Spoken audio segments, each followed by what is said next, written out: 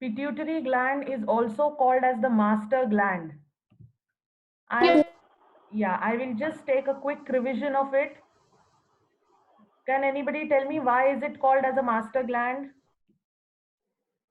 Because it controls all Because other it glands. controls all other glands. Because it controls other glands.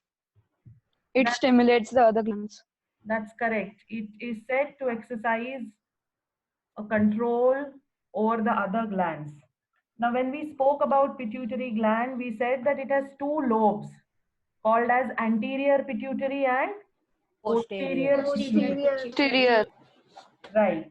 The anterior pituitary secretes four important hormones. Now, you all look at the slide, you will see that the first hormone which is listed there is the growth hormone. This growth hormone is also called as somatotropin. Now, as the word suggests, this growth hormone is required for the normal growth. Fine, if it is required for the normal growth, then it automatically means that its deficiency is going to cause a problem in the growth of a human being. Now, it is important for us to understand here is that if its deficiency occurs in childhood, if the growth hormone is not secreted in sufficient quantity in childhood, then it leads to a condition called as dwarfism.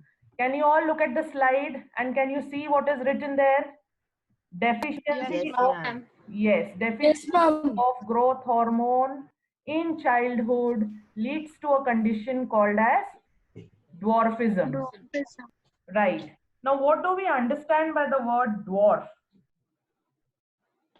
Kshitij is going to answer this question of mine. Yes, Kshitij, what do you understand by the word dwarf? Ma'am, short height. Okay, short height. That's correct. So, in short, I can say that the body proportion of a child remains undeveloped or is hampered. Am I right? Yes, ma'am. Yes, ma'am. Yes. Now, what about the other aspects of a dwarf? Ma'am, like what? Otherwise, the dwarf is fully developed. You know, in terms of the mental growth, a dwarf is developed completely, whereas only the body proportion remains that of a child. So the physical development is hampered. Are we all clear with this? Yes, Yes, ma'am. Yes, ma'am. Now, when we say that the deficiency of this hormone in childhood would lead to a condition called as dwarfism, automatically, if more of this hormone is secreted, what would happen? A giant would be created, isn't it? Yes, ma'am. Right? So, over secretion again in childhood, look at the screen, the second one that is mentioned there. Over secretion of growth hormone in childhood would lead to a condition called as gigantism.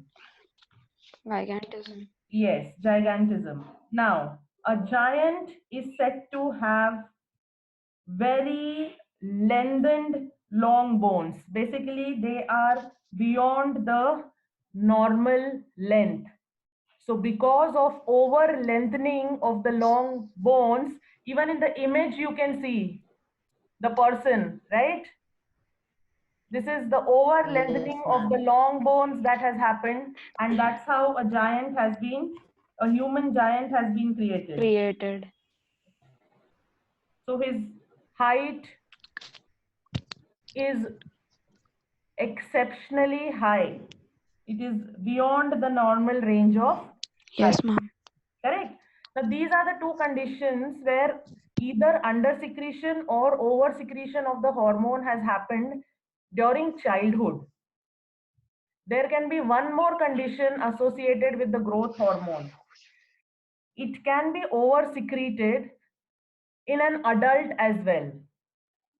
If this growth hormone is over secreted in an adult all of a sudden outburst of high secretion of this growth hormone takes place, then of course the bones would grow more in length, and the condition that would be caused is called as acromegaly. Can you see the second image on the screen? Yes, ma'am. Yes, so this shows acromegaly. Now what has happened here? Over secretion of growth hormone has taken place. All of a sudden, the hormone has been secreted in a very high amount, and its over secretion in that adult has led to a condition called as acromegaly. Are we clear with the name?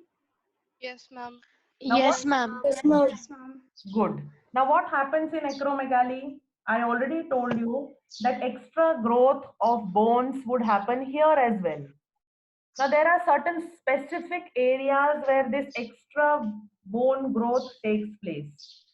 It will take place. Facial bones. Yes, it will take place here in the face and in the hands, that can be clearly seen in the image here, and also in the feet. So these are the places where extra growth of the bones take place. Are we clear with this aspect? Yes, ma'am. Yes, ma'am. Good. Yes. Good. Then let us move to the next hormone that is secreted by the pituitary. Can we all see the change in the slide? No, ma'am. Yes, ma'am. Good. So the second hormone which is mentioned here is TSH, which stands for thyroid stimulating hormone. GSH, which stands for gonad stimulating hormone, or we also call it as gonadotropic hormone. And the last is ACTH, which stands for adrenocorticotropic hormone. Now, before we discuss the details about these three hormones, I want to drag your attention to this particular word, tropic. When I said gonadotropic, right? I said adrenocorticotropic. So what are these tropic hormones? What is the meaning of this word tropic? Can anybody tell me what do we understand by the word tropic? I'm stimulating other endocrine glands. Correct. Tropic means they stimulate or they influence the activity of that particular named organ. Say, for example, when I am saying gonadotropic, I mean to say that it stimulates the gonads. What will it stimulate the gonads to do? It would stimulate the gonads to secrete the specific hormones associated with them. Say, for example, the testis in a male would be activated or directed to secrete testosterone, which is a hormone, or the ovaries in a female would be activated or regulated to secrete the concerned hormones. So the gonads are getting activated. So the word tropic means it regulates the activity or influences the activity of that particular named organ. So when I say thyrotropic, meaning thyrotropic hormone would be someone who would activate the thyroid gland or who would direct the thyroid gland to secrete thyroxine. Likewise, when I say adrenocorticotropic hormone, so adrenocorticotropic hormone ACTH would activate or would regulate adrenal cortex, and adrenal cortex would be directed to secrete the hormone. Are we clear with this word tropic? Everybody here? Yes, ma'am. Yes, Yes, ma'am. ma'am. Yes, ma'am. Very good. Yes, So, so these are the tropic hormones, the thyrotropic hormone or the gonadotropic hormone, the ACTH, adrenocorticotropic hormones. These hormones stimulate the specific endocrine glands to produce their specific hormones. I hope everybody is clear with this. Yes, ma'am. And Yes, ma'am. Yes, ma'am. and that is the reason Yes, why ma'am. yes, that is the reason why we call pituitary as the master gland. Now, initially, when you were saying that pituitary, when I asked you why is pituitary called the master gland, what answer did you give me? That it regulates the activity of other glands, right? Now you understood what exactly Ma'am, it can you repeat that point? initially when Ma'am, I initially when I ma'am, your voice is breaking. am I clear now? Ma'am, your voice breaking. Yes, ma'am. Am I clear now? Yes, ma'am. Okay. Now, initially, when I asked you why is pituitary called as a master gland, the answers that came across to me were that pituitary is called the master gland because it regulates other endocrine glands, right?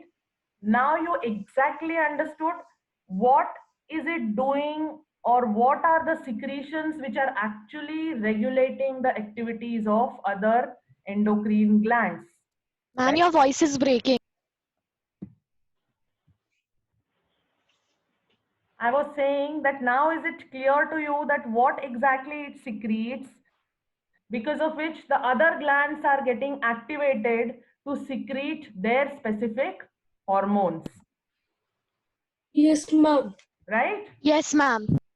Good. Now let us move to the second aspect associated with pituitary, which is called as the posterior pituitary.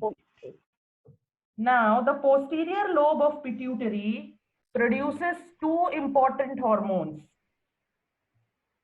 The names of those hormones are vasopressin and oxytocin. The other day we had already named them, right? Vasopressin and oxytocin. Vasopressin is also called as ADH, antidiuretic hormone. What is it called as? Antidiuretic hormone. Yes, antidiuretic hormone. Now, what is this antidiuretic hormone doing? This antidiuretic hormone specifically acts on the kidney and it increases the reabsorption of water from the kidney tubules. Now, what is the meaning of this big statement that I have just made here? Increasing reabsorption of water from kidney tubules. It can be seen on the PPT as well. Children, in the process of formation of urine, there are three important processes, sub-processes which take place. Ultrafiltration, selective absorption. Am I audible to everybody? Yes, ma'am. Yes, ma'am. Yeah. Yes, ma'am. So what did I say? What are the processes that are taking place? Ultrafiltration, reabsorption or selective reabsorption, and tubular secretion. Now, this ADH, that is antidiuretic hormone, will act on the kidney to increase the reabsorption of water. Increase the reabsorption of water so that all the useful materials, including glucose and salts such as sodium, are removed. And what is sent out in the form of urine is more or less the waste materials which need to be excreted out. So for that process to be completed, the reabsorption of water from the kidney tubules is very important. And who is directing this reabsorption of water? It's vasopressin or antidiuretic hormone. Are we clear with this? Yes, ma'am. Okay. Yes, ma'am. Apart from it, it also constricts the blood vessels and it also leads to the rise in blood pressure. Now, what if this antidiuretic hormone, vasopressin, is not secreted insufficient quantity. Now, the deficiency of ADH results in diabetes insipidus. It is a different kind of diabetes. We have already studied about insulin and the diabetes associated with insulin, that is diabetes mellitus, right? Yes, ma'am. Now, this diabetes is diabetes insipidus, which is caused due to less secretion of ADH. Now, in both the diabetes, one common condition is seen, and that is passing out excessive amount of urine. Whereas in diabetes mellitus, we have already studied that this urine which is excreted out, it is loaded with sugar. Do you remember that? No, Yes, ma'am. ma'am. Yes, Yes, ma'am. ma'am. Whereas the urine which is passed out, the extra urine or the excessive urine which is passed out in terms of, in case of diabetes insipidus, does not have any sugar. So that is the main difference between diabetes mellitus and diabetes insipidus. In that, the common aspect is that excessive urine is being sent out of the body. Whereas the difference is that in diabetes mellitus, urine is loaded with sugar. Whereas in diabetes insipidus, it does not have any sugar. So we call it as tasteless. The word insipid stands for tasteless. Tasteless meaning here is absence of any kind of sugar in the urine. Are we clear with both the terms and the difference between the two types of diabetes? Yes, ma'am. Yes, ma'am. Okay. Now there is one more difference. Naman, can you please tell me what will be the difference apart from the difference that I mentioned here? Naman?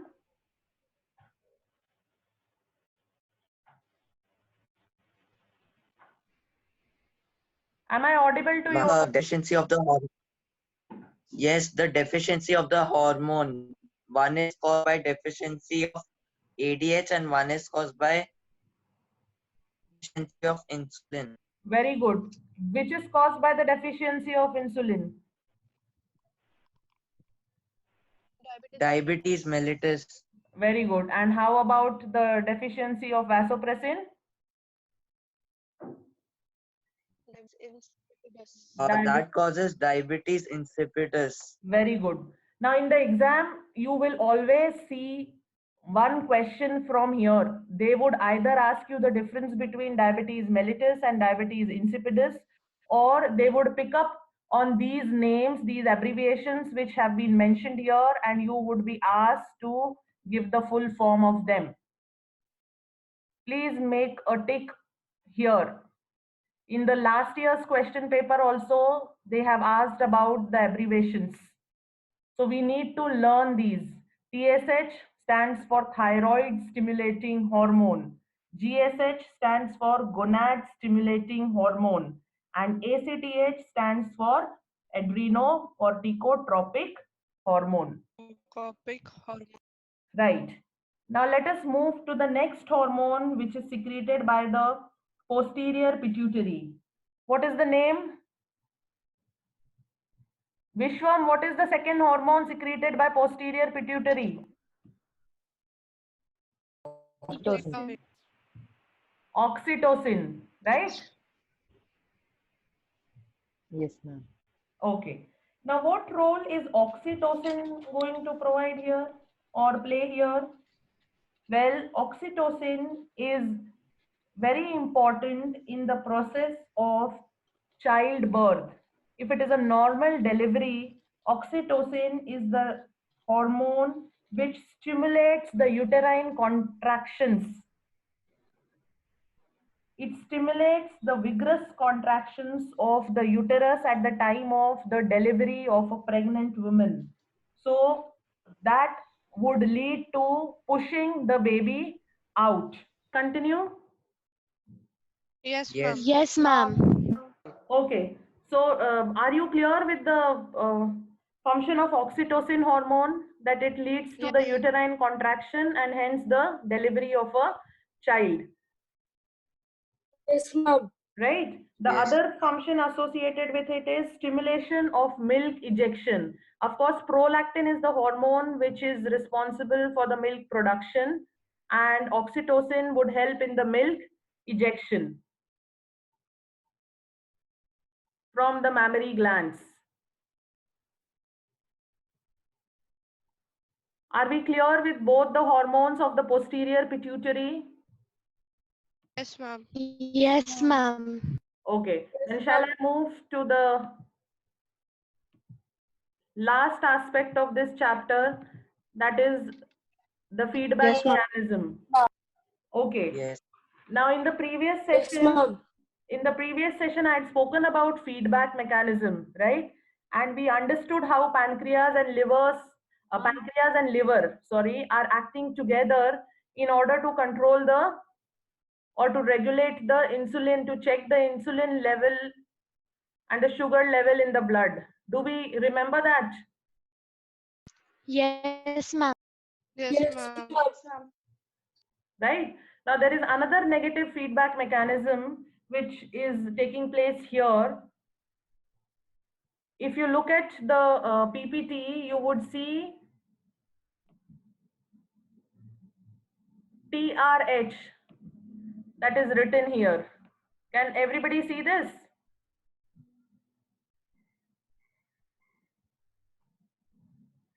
Can you all see this, children? TRH.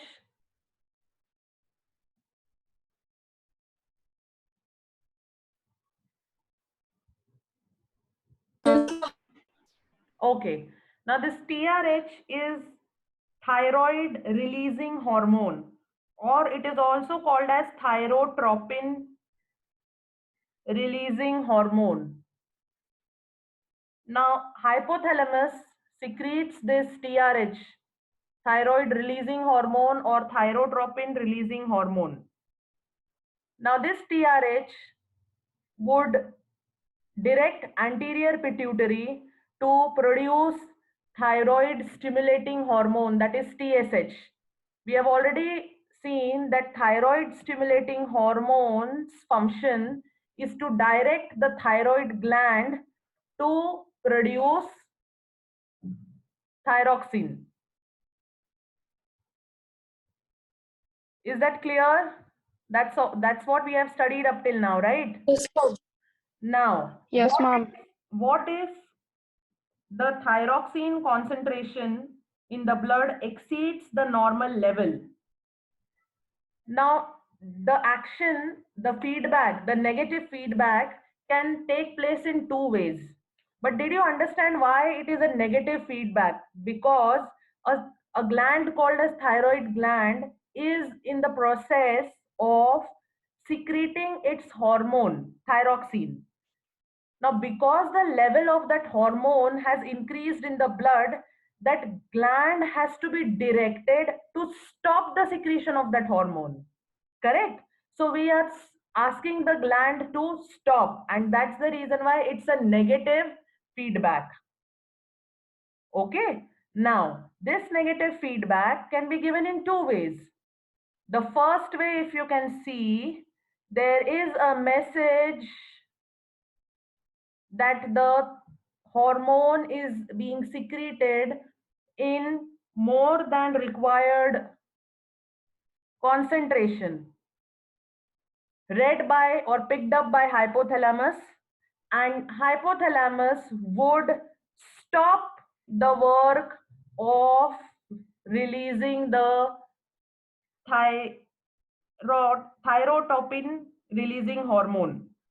Now, when it stops the release of TRH, that is thyroid releasing hormone or thyrotropin releasing hormone, automatically anterior pituitary would not get any signal to produce TSH. Now, if anterior pituitary does not get any signal to produce TSH, automatically the thyroid gland does not get activated to release thyroxine.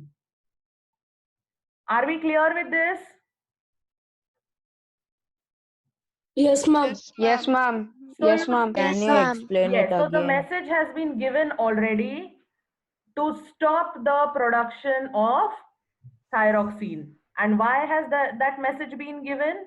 Because the concentration, the level of thyroxine in the blood has risen up. This is one way in which this particular negative feedback mechanism can work. The other way in which the negative feedback mechanism can work is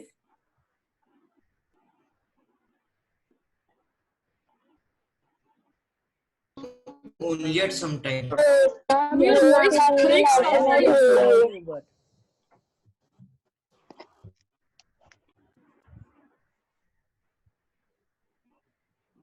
okay. Am I clear now? Am I better audible now? yes, ma'am. Yeah. Yes, ma'am. Okay, so did you understand how is this thyroid gland not getting the signal due to the negative feedback that has been given? Yes, ma'am. Yes, ma'am. Okay, so most of these mechanisms that function in our body are the negative feedback mechanisms, where we are directing a specific gland, or a specific gland gets a message to stop its work of producing that particular hormone.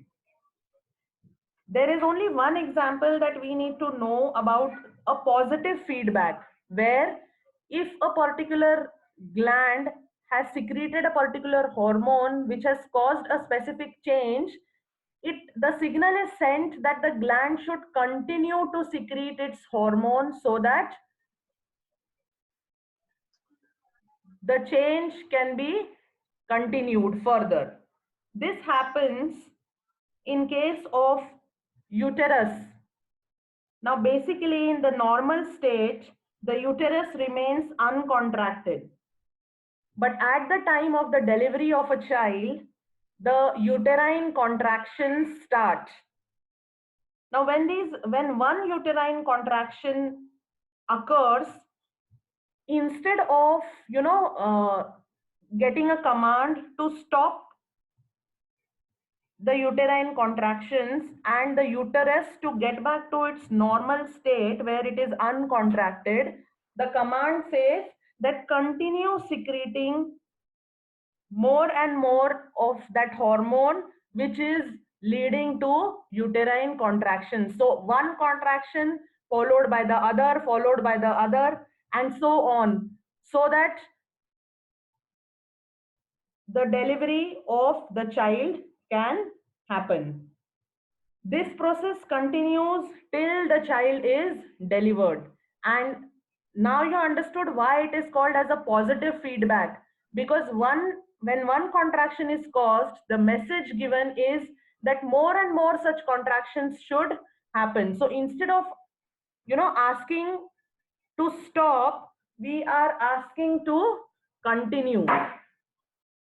And that is the reason why it is called as a positive feedback. As I said, positive feedback mechanisms are very, very less.